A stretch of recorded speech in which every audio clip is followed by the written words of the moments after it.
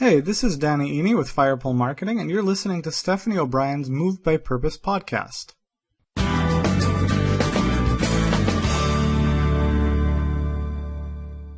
I don't want to deflate the idea here that life is wonderful, but, you have to work to make life good. Yeah, you have to work hard. It takes work. Are you longing to know what your purpose is? Are you on the wrong career path? Do you feel like there must be more to life? Don't worry, there's hope. It's time to be moved by purpose. Now your host, Stephanie O'Brien.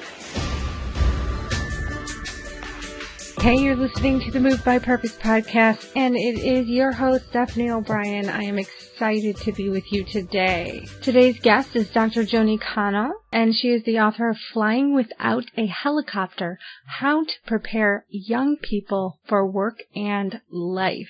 She is the president of Flexible Work Solutions, a consulting firm that specializes in leadership assessment and development. She received her doctorate from UC Berkeley and her bachelor's from Harvard. Needless to say, we are dealing with one smart cookie here. And without any further delay, let's welcome Joanie.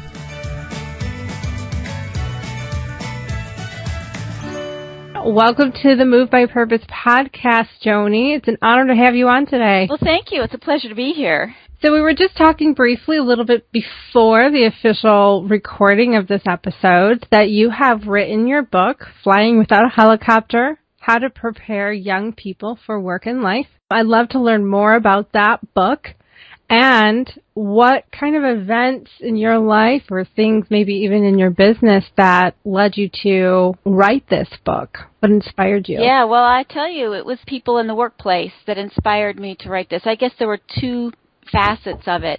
The first part is I do a lot of executive work, coaching and consulting with companies and developing leaders. And I ran into the issue where people were complaining very strongly about challenges they were having with this next generation of people coming into the workplace, the millennials, and finding that they were complaining about certain specific things, like that people weren't as resilient, the communication skills were lacking. People were not as independent. They weren't able to work independently and do things without coming back to them for questions constantly. And so I was hearing this a lot. And at the same time, I had a kid of my own. I still have her. She's 14 now, but she was much younger when I was putting these ideas together. And I saw what was going on around me and in the schools and in our society. And I found that parents were protecting their kids a lot more than we were protected as kids growing up. And they were doing things for the kids. They were trying to make it so that the kids didn't have challenges moving forward, going in and talking to the teachers, solving their problems for the kids. Examples would be kids who aren't invited to a birthday party. Parents would go in and call the other parents and say, look, you need to invite my kid because she feels bad. Teachers, seriously, teachers have issues at school. Going and blaming the teacher, look, you need to raise the grade on this because my kid's doing a good job. Right. Yep. So when you get parents behaving that way, the kids learn how to get through in life, and they don't learn those skills on how to deal with these difficult situations and how to overcome them. They don't learn how to communicate with their teachers and say, look, I'm having a challenge here. Can you help me with the math or something like that? Because the parents are doing it for them. So when they grow up, fast forward to the workplace, you've got a generation of young workers who haven't had those experiences and opportunities to learn those skills, and they're coming in, a little bit behind in the life skills department. And it's not necessarily something that they intended. It was just a product of the times they grew up in. And then we have, the older people in the workplace who are not tolerant of it, and we have this big clash of the generations. But my book is really about seeing the connection there of, wow, this is what's going on as we're raising these kids, and how they turn out as adults and what skills they need in the workplace to be successful, and helping these younger folks, even if they're already at work, and they've been through this. It's never too late to learn. I coach all the way up to people who are managing out of the workplace, but also the younger folks who aren't there yet. So helping them develop some of these skills and acknowledging what is important. It's not just the technical skills. I mean, so many people have been so well educated. I mean, the millennials are the most well-educated generation ever. They have so many strengths as well. They're just amazing at technology and multitasking and all these things. But when it comes to, making the best of the situation, getting through these tough times and working independently, that's just not how they've been raised. So they need to learn how to do some of that. And that's where I focus on the book. Yes. Oh, you said so many really good things here. Now, I'm a millennial myself. Starting a business has been the best thing for me. If you want to develop life skills, yes. I think starting a business will really help you learn those real quick. Yep. So, but I actually work with college students as well to prepare for life after college, and I'll do things like job search strategy workshops and training and presentations. And one of the biggest things that I really try to emphasize in there is the importance of what they call soft skills, which is basically life skills, because they are, just in agreeing with you, I am fascinated by the talent that these graduating college students have. Like, my mind is blown by what they have accomplished and what they can bring. I'm like, what? That's crazy. And I mean, I graduated in the fall of 2009. It wasn't that long ago, but I don't remember. I mean, unless I'm not giving myself enough credit, or couldn't see it from being outside of college and looking back. Like, I personally don't remember having as much talent as they do now. Right. And I think maybe because technology has advanced so much that they have a lot of tools they know how to utilize. But one of the things, I just did a presentation on Saturday, and one of the things I noticed was they have all the credentials and technical skills and qualifications, but my heart was almost like they're about to enter into life after college. And this is going to be a great learning experience for them. But, some of them they just lacked the skill of really just, I don't want to say hard work. I want to be careful because they do know how to work hard. They've earned a degree. But it's more of just that people getting along with others and just that resilience of, look, you're not always going to get your own way. You can apply for that promotion and get looked over. And I was saying things like that. Just because you have a degree doesn't mean that life is handed to you on a silver platter. It just means you have a degree. Right. Yeah. I'd like to add to that. And one thing that's also coming up for younger people, which is another real tragic thing, is an early career burnout. People in their 20s are burning out more than ever before, in part because of how much effort they put into getting through school, through college. I mean, younger people have spent their childhoods putting their resumes together. When I was a kid, we were out playing, I mean, we had childhoods, and I think now people are really focused so early on getting those skills and doing your homework and studying and making sure you have this activity and that activity. They're not actually enjoying themselves and having the downtime to have a balanced life and take care of themselves physically and mentally. And so when they get to the workplace, they feel like they've given up so much to get to their place where they're at now that they deserve it. Now, I would feel that way too. Right? That makes sense. But the problem is they've been promised so much all along, this light at the end of the tunnel, the treasure at the end of the rainbow. And when you get out there in the workplace, you find out you're at the bottom again. You're starting all over. That's really tough. And if you haven't protected yourself and given yourself the balance and taken care of yourself physically and mentally to be resilient, that's going to crush you when you get there. And we're seeing that so much more often than ever before. And even in college, we're seeing that. The people are just so so structured and working so hard that they're not taking care of themselves. And that I can't emphasize that enough. I don't know if you find this as an entrepreneur as well, that, you know, you need to take time out for yourself and you don't always think about it. It's hard, but you have to make sure to do that. I'm very intentional about giving myself Sundays off, which took me a while to do. And I mean, like, before I thought I was taking Sundays off, which really wasn't. I mean, just because I wasn't, like, actively on the computer, maybe I considered that a day off. But I mean, like, completely, like, forcing myself to not strategically plan, brainstorm, think, like, about the business and next steps, to truly 100% shut it off and unplug from the business took me a long time to be able to truly do. But, man, I savor those Sundays now, because come Monday, I am so recharged and rejuvenated and ready to, like, I have so much more creative space and energy. And I'm actually excited for Monday. And I do love what I do. And I used to always say, like, can you imagine being excited for Monday? Well, then it just devastated me when, like, I'm all about work you love and creating work you love and doing work that matters and that's fulfilling. And then I reached this burnout point myself where it was like, oh my gosh, I'm starting to dread Monday. And I felt so guilty and hypocritical. And it wasn't because I was not taking time to care for myself. It was like a labor of love.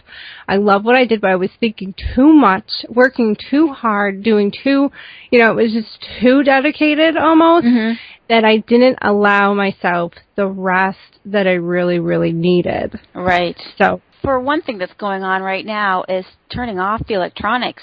I mean, having some downtime where you're not on 4 different screens or chatting with several people at the same time, just letting your mind a chance to just shut down for a little while and rest. It's so good.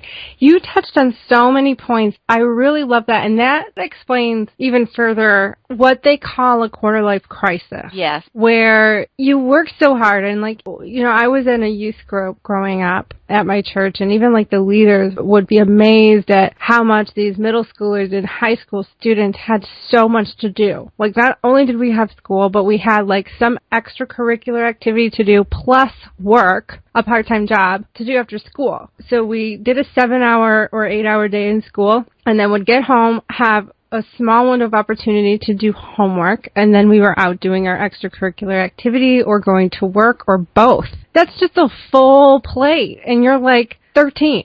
Yeah. I mean, not working. 13-year-olds aren't working, but once you're 16 and you're in high school, like, that was how it was for a lot of my peers. Now, my parents were very intentional about kind of cutting off, like, you can have no more than 2 extracurricular activities on a weekday. Like, you can't have more than that. Because I had a lot of friends that had, like, dance 5 days a week. They were there till 10 at night. Just all kinds of things, because you're building that portfolio. You had to build up your experience for that college application. And then when you're in college, you have to build up this experience, because we are the first generation where you have to not only have to have a degree, but experience. So it's no longer your degree is enough.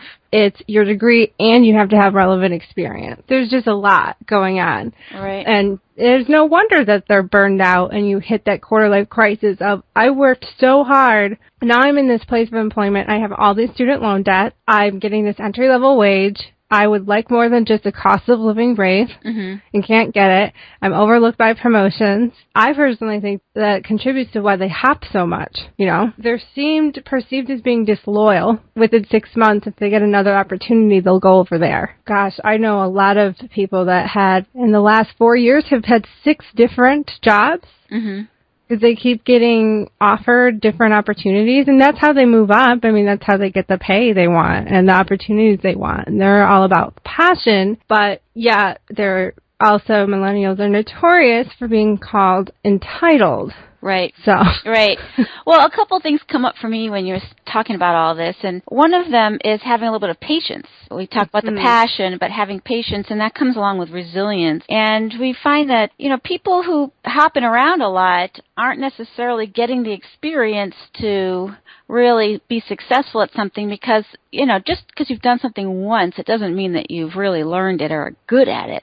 Sometimes it takes a while to really practice something, and we think about this in terms of practicing piano or sports or something. You just sight read something, and it doesn't mean that you can play it well. You have to put the time and the effort in and really focus in on each little passage and all of that. And it's the same thing at work.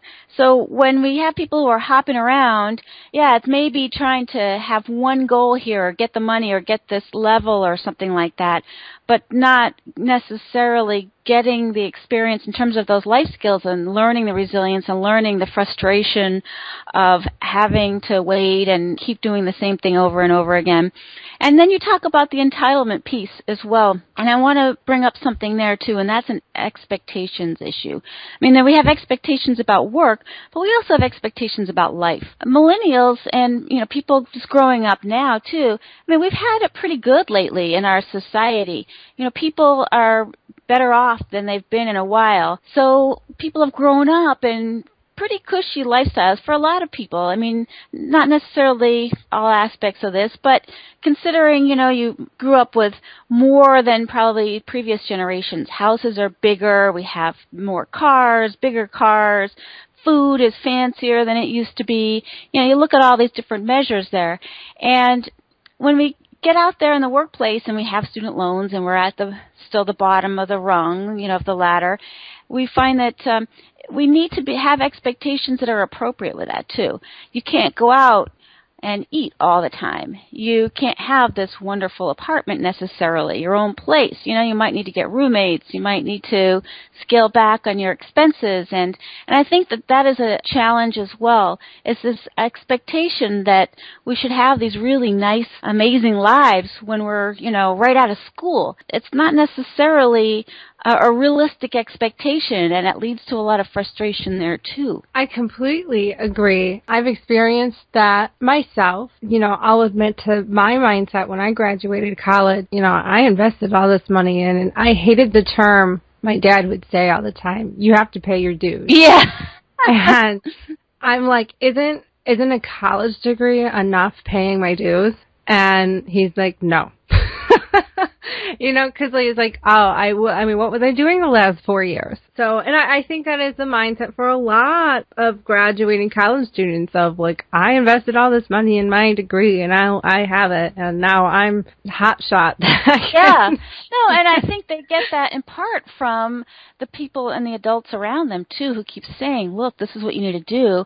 Then you get your dream job. They've been promised this wonderful life after college. Just get through this. Just keep doing a little bit more and then you'll get there. And you can get everything you want right away. But I mean, sadly, you get out there and it's just like the happily ever after. The fairy tales always end at the happily ever after, and you don't realize once you land your prince or something that life is difficult to get through. It's not all rosy, and that's the part we need to prepare people for. To say, look, you're going to have to find a way to take a deep breath and gather your strength to get through this next phase as well. And I mean, I can tell you, I'm dealing with people of all ages. I did a workshop on stress management for teens just this weekend. And boy, was it tough. Like you were saying, these kids are so overscheduled and trying to figure out how to manage that and give them some tools on how to de-stress. I coach executives who are going through the same thing. They're in their 50s, right? And then I also did a workshop for people who are retiring, figuring out how to get their lives where they want them to be. And they're 70 and still going through some of this. So I don't want to deflate the idea here that life is wonderful, but, you have to work to make life good. Not a job, but just work. Yeah, you have to work hard. It takes work.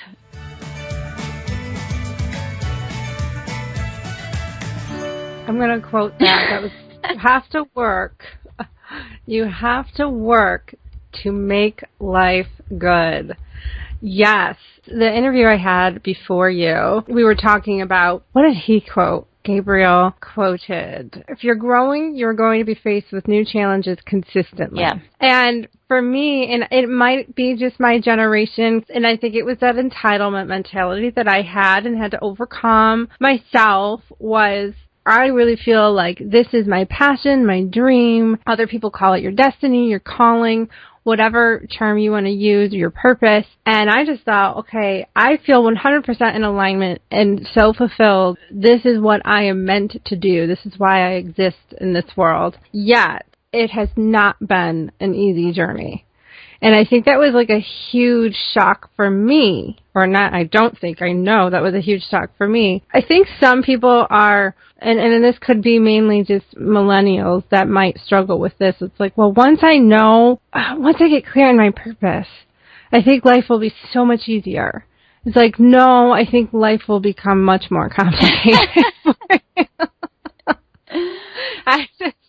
He's like, no, I think you're just beginning.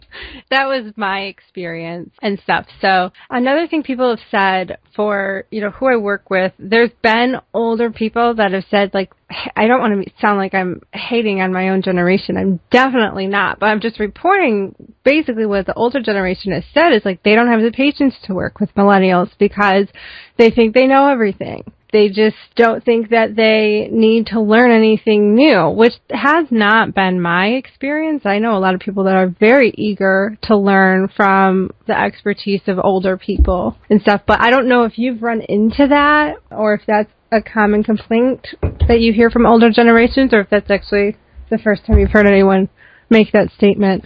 Well, I might have heard it in different ways, because I feel like people see that the younger generations wants to develop and they want to constantly learn new things. But having the patience, as I was talking about earlier, to do it more than once or to really hone the skills, I think is more of a challenge. It's not just the people in the generation, it's the technology that has changed our attention span. I mean, we look at when we expect things to get done now. When I was a kid, I hate to say this because, talk about aging myself, but we didn't have email. If you wanted to communicate with somebody, you either had to call them or you had to walk over to their house and knock on their door or write a letter if they're far away. But now we've got email, we've got instantaneous chatting on the phone and on the computers. And at work, that comes up too. We have these expectations, and not just to get things done rapidly, but you're working on lots of things at the same time.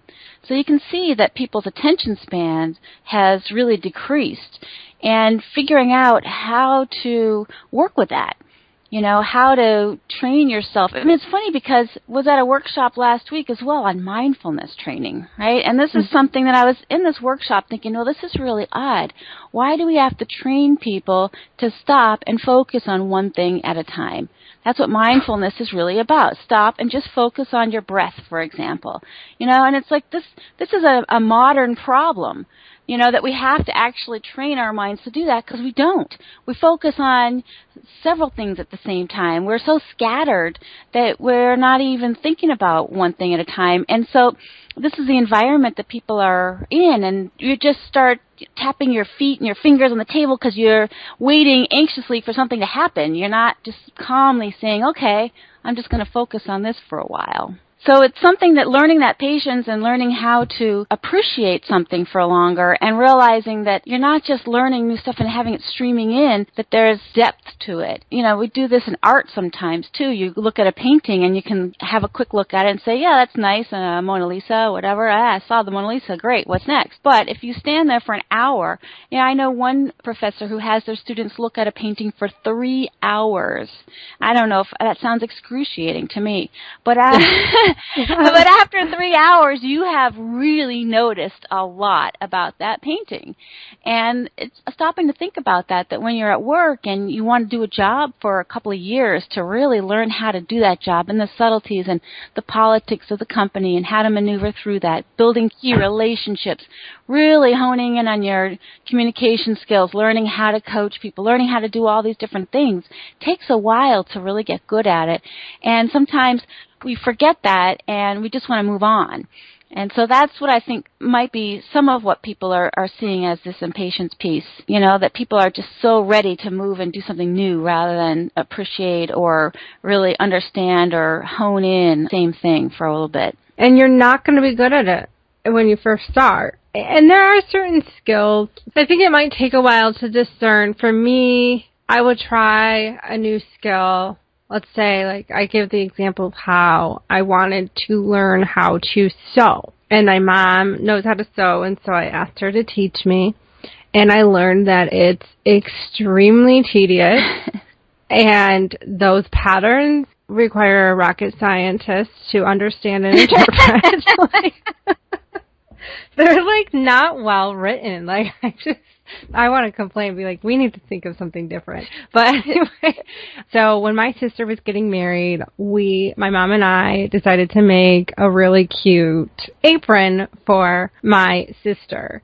Now, an apron should be a very basic or a simple thing to make. We did not get an easy pattern. There was more pieces and stuff and involvement to this. At the end of the day, it turned out really cute. But I lost patience with it, and my mom ended up having to finish it. Because I couldn't sew a straight hem at all. I kept having to redo it over and over and over again. And I just was like, I don't have patience for this. This is way too tedious. Now, if I might try to do it again, I think I have a little bit more, or I believe I have more maturity to understand that learning is a process. At the same time, though, I also know how I am wired, and that really meticulous, tedious things are not necessarily my forte. Mm-hmm. It's not in my strength zone, although I believe you can develop your strength zone, or you can develop things that are not necessarily your strength. If there's something that is more in alignment with where I have a strength in, I am willing to put the patience and the discipline and the dedication in to develop it, even though I'm not that good at it. But if it's something that's totally out of how I'm wired for it, it's a struggle. So I don't know if you've run into that or if you even agree with any of that. Do you think it's just a matter of being patient and getting over that it might not be something you're naturally strong in? Well, or if you should be in alignment with where you're gifted in and develop that? Well, absolutely, that you need to go with your strengths and develop some of your weaknesses or spots that could be improved, but not necessarily focusing in on the things that are necessarily developmental areas, because if you don't have energy around it, it's probably not going to go well for you. So finding some of these strengths to leverage, either developing some of the other areas or teaming up with others who can help you with that. As you said, some people are much more able to deal with tedious work than others. There's certainly a strength there and disposition are much better. You look at Olympic athletes, for example. Speaking of tedious work, running that 50-yard dash over and over and over and over and over again, right? I mean, that's not something that I would enjoy. There is going to be tedium in any job that you do, no matter what. There's tedium in every day. I'm psychologically minded. I think about these things. I get up in the morning, I'm like, boy, I have to brush my teeth again? I just did this yesterday or last night. It's, wow, this is so boring, but I get through it. So finding that way to get through tedium, that's going to be a challenge for everyone. There's going to be some of that, but you may not want to pick a job where that's the main part of it, right, where it's the real focus. If you're more of an ideas person, you might want to get something in strategy rather than the doing part of it. So I agree with you, Stephanie, that you need to be able to work with your strengths and develop what you need to be successful at your job. But I wouldn't necessarily go and attack something that you're terrible at to try to do it. That just would make you frustrated. Now, how much do you know? This is just like a thought that randomly came to mind. Mm-hmm. In my experience, when I got my degree and pursued a career that I really believed I would love, I really did believe that, was completely crushed to find that it isn't happily ever after. Once you land your first job out of college, the job that I basically really wholeheartedly believed I would love was something I couldn't stand after about a year and a half into it. I think I made a lot of mistakes in my career or job search. I also think that college students, millennials, don't know what they don't know yet either. So I think career burnout or job dissatisfaction among millennials, I'm just curious if you think that part of it could be that they just didn't know what they didn't know. They didn't know to align their natural giftings and strengths and wiring into a job. Yeah. So, for example, with social work, so I studied family studies, so I didn't even get a degree in social work, which probably would have tipped me off a little bit more closely to what social work really entails. So I didn't study that, but I ended up getting a job in social work because I had always intended on doing that. But the job I had was so heavy, very detailed, very meticulous paperwork. And I am a huge people-oriented person, and that's why I wanted to be a social worker, because I wanted to have that relationship with my consumer client and really help them through whatever they were going through. I had intended on becoming a counselor and getting my master's, but I first wanted to get experience after earning my bachelor's to see if it was a good fit. Really grateful I had enough wisdom in that to do that. The reason I got burned out was because it wasn't anything like I thought it would be, and I was constantly having to do things that I needed people, not a computer screen. Yep. You know, like not more paperwork. And it just was so detail-oriented, which I didn't think social work was so heavily detail-oriented. You think that it's a people field, but it's so meticulous in paperwork. Yeah.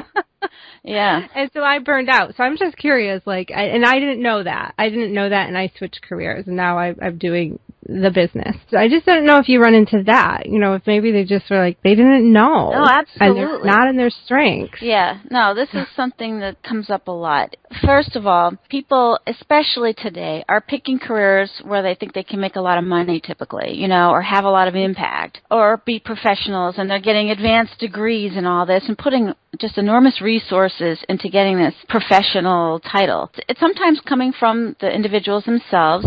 I think a lot of it's also coming from parents, right? Oh, yep. Right. Yep. So, parents say, I want to have this kid, who, does this for a living, or I want to have a star swimmer or soccer player or something like that, and so they put their kids in these programs and in these schools and in these places to get that. They closely monitor college applications to make sure they go to the right colleges and all this stuff to get what they want them to have.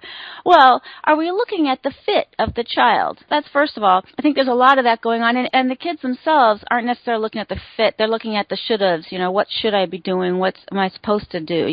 I'm from Boston. What are we supposed to be doing, right? And rather than what's right for me. And I do a lot of career counseling. That's one of the things I do for people of all ages. And what we look at so much in that field is the job fit. I mean, obviously your interests are important and your skills are important, but what's the right environment for you? If you're a people person, you need to be in a people kind of job. And you could do that with pretty much any kind of background. Let's just say you get an engineering background or something like that, and you're a people person. Are you going to be a good designer? Yeah, probably that's going to be this tedious in the lab stuff that's going to drive you crazy. But if you go into sales, and you're selling electronic devices or, computers or something like that, and you really like this engineering aspect, that might be more for you. Or are you presenting at conferences, things like that. So finding the right environment, and there are several different aspects of that. And the first thing, like you said, Stephanie, is finding out what the job is about, right? There's a great resource online. It's really easy to get to. It's called ONET, O-N-E-T, and that's put on by the Department of Labor here in the United States. And they have job descriptions of pretty much every job that exists, at least that they know of. Got the government here, the Department of Labor, so they have a lot of resources to put this together. And you can go on there and look to see what kind of skills, what kind of daily tasks you'll be doing, and find out what to expect in the job. also talking to people or doing some informational interviewing to learn what these jobs are like, to find out what the right fit is for you before you go in and invest all this time and money to get that point. You can find that once you have some of these skills and these interests, you can find the right type of job to do. But if you want to get something totally different career-wise, you might want to check that out earlier on before you've invested so much of your time and money in the college or advanced degrees as well.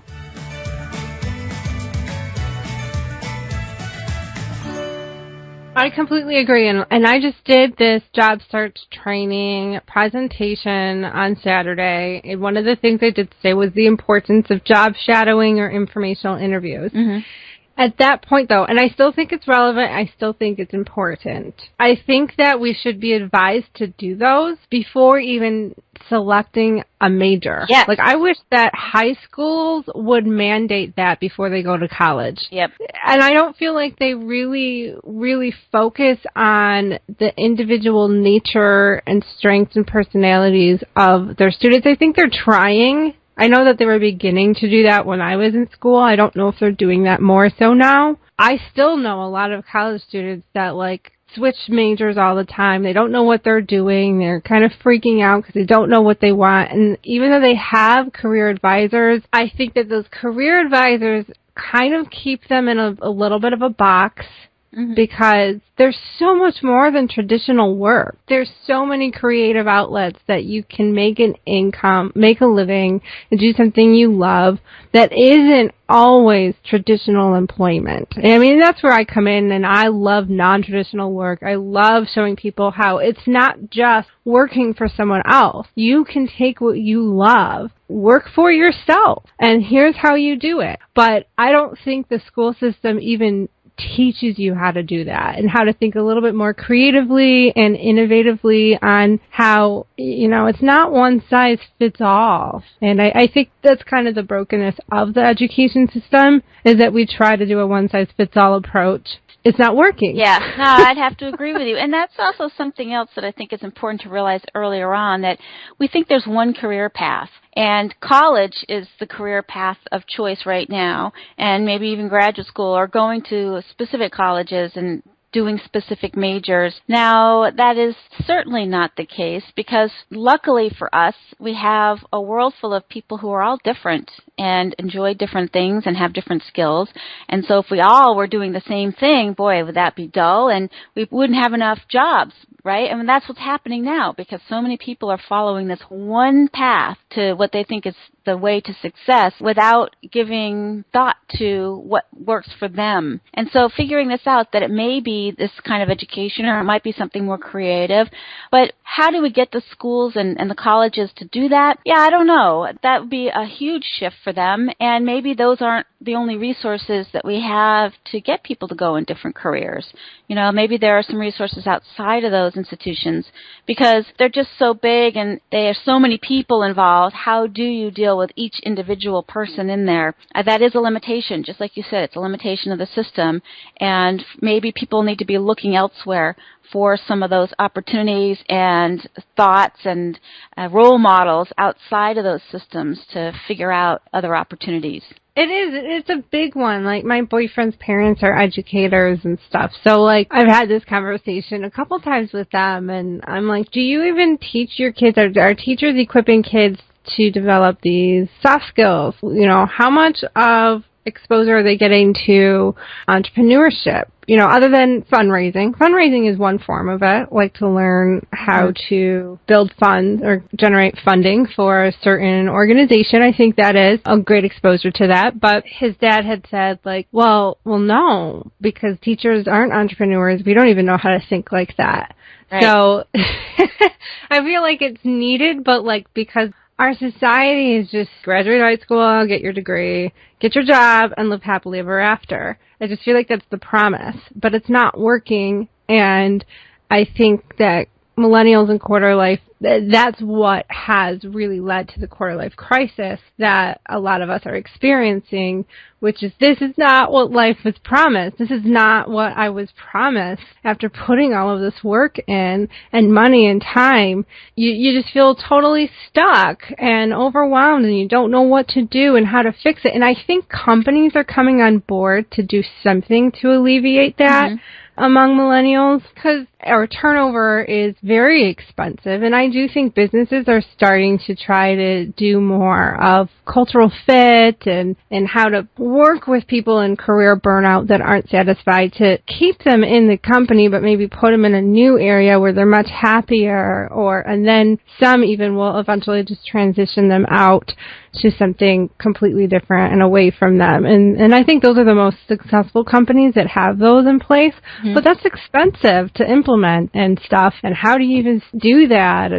But it's catching on. Yeah. So. Well, I would also suggest that it's not a fun thing to think about, but each person needs to take charge of their own life and their own career, and don't wait around for others to solve the problem. Don't wait around for the company to solve it for you or the school system to solve it for you. You need to take charge, and I think you've done that yourself, Stephanie, to create your own really unique position and niche and life for yourself, and people are going to have to do that, whether it is in a traditional workplace or not. It's something that you have to work on to make your life the way you want it to be. Other people aren't going to take that responsibility on for you. I completely agree, and I said that, and I stressed that. That's how I opened my presentation. Yeah. I'm like, I don't know if that's the strongest way to open, but it's my strongest point I'm going to make. The moment you basically put your future, your financial freedom, your well-being in someone else's hands, you lose. Yeah. You just completely lose out. And I can't tell you how many coworkers, when I was in traditional work, had the mentality that it's the employer's responsibility to give them a raise and to give them that promotion and to give them the money they want. But once I started learning about entrepreneurship and really developing an entrepreneurial mindset, it was like, no, it's not. I was like, what problem can I solve? If I have an idea, I stopped presenting it as basically everyone had a complaint to make. You need to do this. The company needs to do this. This needs to change. And then I was put on a committee that was like, all right, every idea that you have, we are going to come up with how we are going to contribute to the solution to this problem. Right. And if you're not willing to put in the work and collectively as a team to resolve it, then stop complaining about it. Like, and I just maybe wasn't the most popular person at first, but it was really effective. We got huge results from that committee and stuff, and I think it had everyone feel like they're contributing even more instead of constantly complaining to upper level management about things. It's like, well, what can we do to fix this and to help them and to make this place better and stronger and more fulfilling for us? And so I thought it was a win-win. I think companies that implement that, it's a good structure and strategy to have. But then there were always the people that just always complained and never did anything to change it. Yeah, so. We talk about some dispositions. Some people just are constantly unsatisfied. But you know what you say is really consistent with what the message is in my book, Flying Without a Helicopter, because it's about how to do this and empower yourself to be resilient and come up with solutions and be creative rather than relying on somebody else hovering over you, taking care of you. So, yeah, I'm in complete alignment with that. And, you know, sometimes it's tough to motivate yourself and have the energy to do all that. But, boy, is it energizing and motivating when you do have that self-empowerment. So working through that and thinking about how to get there and using other resources for people to help you, but not just waiting for them to do it for you. Yeah, and I can tell you it is. It's a lot of work. It's a lot of energy. It really sets you apart. Let me just say that. I think it puts you as a top performer. It positions you to be the person that people go to for answers, for solutions. Eventually, when I was there, I had my own supervisor and higher level leadership asking me for strategy and advice. I mean, that's a pretty good position to be in, even though I didn't have the official title as that. And I just think it's very empowering to know that when you take full responsibility for what you want in your life, career, finances, business, relationships, family, whatever, it's the freedom. It might feel restrictive at first, but it really leads to freedom, a lot of freedom. Mm-hmm. So, and enjoyment. Yeah. Well, how can people connect with you, Joanie? Well, I've got the website flexibleworksolutions.com. That's my corporate site, and the flyingwithout.com is the direct link to the book, Flying Without a Helicopter, or How to Prepare Young People for Work and Life. I've got all my contact information up there, and I'm also on social media, so you can look me up everywhere. Awesome.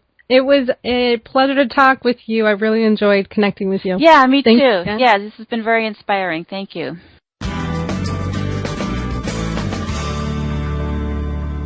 You need to be able to work with your strengths and develop what you need to be successful at your job. But I wouldn't necessarily go and attack something that you're terrible at to try to do it. That just would make you frustrated. So there you have it. That was Dr. Joanie. I really enjoyed this interview. One, because it was a little bit different. It wasn't focused on business or entrepreneurship all that much. And it really focused on the issues that fire me up about the difficulties that millennials face and the challenges that the generational gap has when dealing with each other. I am a millennial myself, and I really love helping empower and equip millennials to thrive in the workplace and to thrive in life. This really was an enjoyable interview for me. Hopefully you liked it too. I'm trusting that you did and that you learned a lot. If you are raising children, go check this out. And I imagine that there's a lot of nuggets and goodness in there for the millennial that might be struggling themselves. If you're a parent, I'm sure there's treasures in there for yourself too. So make sure you check her out over at, is it Lessons from the Workplace, I believe? Yes, Lessons from the Workplace. Connect with her, and all of her links are included in the show notes. If you haven't done so already, make sure that you come on over to movedbypurpose.net, join the mailing list, get in on the goodness going on there, and join the community, join the conversation over there.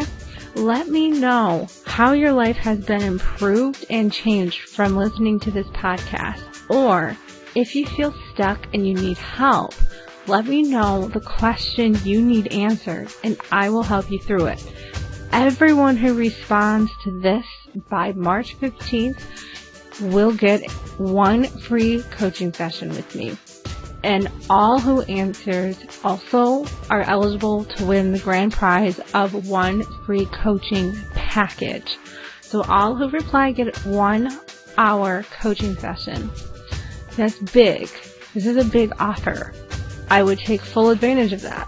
But you have to reply to me in an email.